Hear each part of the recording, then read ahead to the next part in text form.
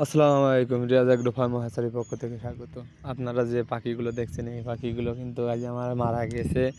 তা অনেকটা ক্ষতি আমার হয়ে গেছে। আমি একটুখানি খেয়াল করতে পারিনি বিধায় আমার মানে করেন আমার অনেক ধরনের কাজ থাকে, তো এই জন্য আমি খেয়াল করতে পারিনি। এই সময় আমার পাখিগুলো মারা গেছে।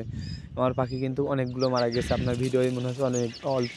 তা আমাদের মতন যদি ছোটো হ্যাচারির মালিকগুলো যদি এভাবে ক্ষতি হয়ে যায়, তাহলে এই ক্ষতি তুলতে কিন্তু অনেক দিন আমাদের সময় লেগে যায়। তা আলহামদুলিল্লাহ, যাই হোক, আমার এই যে পাখিগুলো রয়েছে আমি এই পাখিগুলোই কিন্তু কোনো রকম গাফিলতি করা যাবে না। কারণ এই যে বাংলাদেশের যে শীত, এই শীতের মধ্যে যদি আমাদের এলাকায় যেমন শীত পড়ছে এরকম শীত আগামী 16 বছরে কিন্তু পড়ে নাই। তা যাই হোক, আমি কিন্তু আমার পাখিগুলো এইভাবে আমি বোর্ডিং করছি, আমার কিন্তু সব কিছু আছে। তা যাই হোক, আপনাদের যদি জিরো বাচ্চা কি বোর্ডিং কমপ্লিট বাচ্চা আপনাদের যদি লাগে, তাহলে আমার কাছে স্ক্রিনে দেখানো নাম্বারে যোগাযোগ করবেন। আর আপনারা যদি বড় ডিম মারা কোয়েল পাখিও নিতে চান, ডাট বীজ ডিম নিতে চান, তাও আমার কাছে নিতে পারবেন। আমরা কিন্তু সব ধরনের পাখি আমাদের কাছে আছে।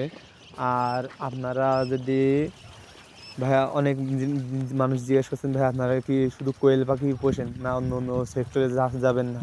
তা ভাইয়া আমি অন্য অন্য সেক্টরে যাব। আপনারা কোয়েল পাখির মধ্যে এমন লাভ নেই এমন না, লাভ লস দুটো মিলেই আছে। তা আমার মতে আমি অন্য সেক্টরে যাব, ইচ্ছা আছে।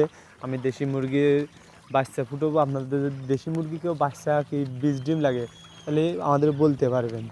এখন এখন অল্প কিছু আছে, এখন যদি আপনারা বেশি চান আমার কাছে নাই, আমি এগুলো ভিডিওর মাঝেও তুলে না।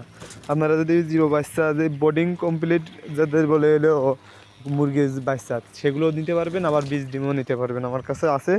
আপনারা যদি ভিডিও চান তাহলে আমার স্ক্রিনে কমেন্টে বলে যাবেন, না স্ক্রিনের নাম্বারে আমার কাছে ফোন দেবেন। আমাদের স্ক্রিনের নাম্বারে যোগাযোগ করার জন্য আমি দুটো নাম্বার দিয়ে দেবো আজকে।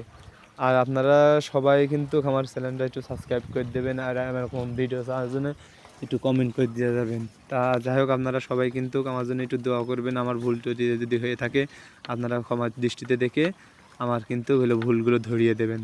আসসালামু আলাইকুম ওয়া রাহমাতুল্লাহি ওয়া বারাকাতুহু।